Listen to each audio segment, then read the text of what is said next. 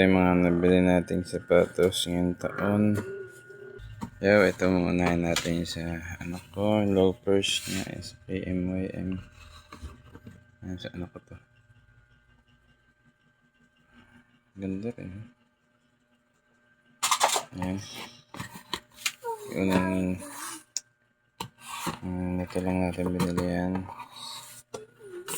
Ito, madalas sa 100% kasi nakasale sila.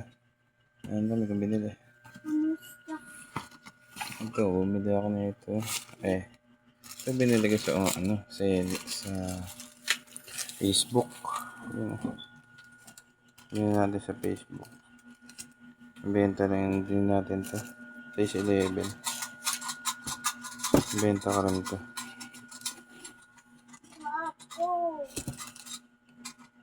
Ayan. Yun natin yan to.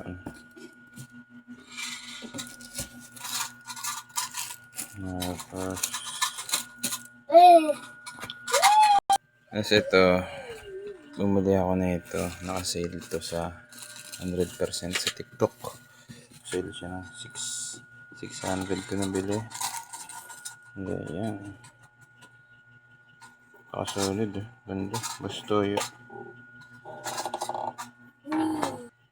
Ayan. Lurid. Pinakamaganda.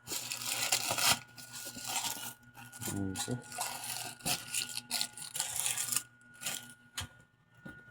Ito naman sa Shopee natin binili. Ano siya? Ayan, pang basketball.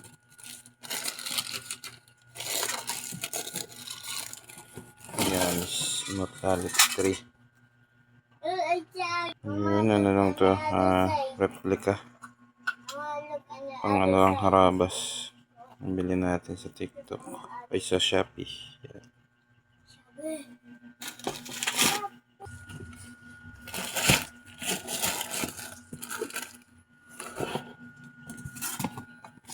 Tapos yan. Itong 100. Diba na?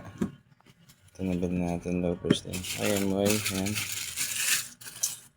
Ang solid na mga sapatos din.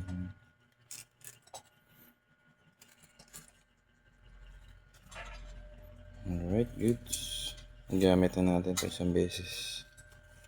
So,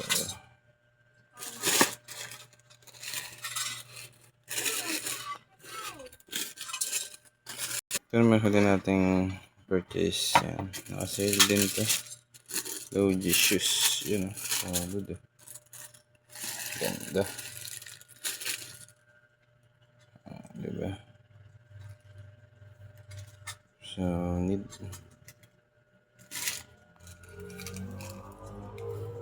Magandang bago pa. Sale lang na 700 lang agad. Ayun mga nabili natin ngayong taon. Nabili natin ngayong taon. Right.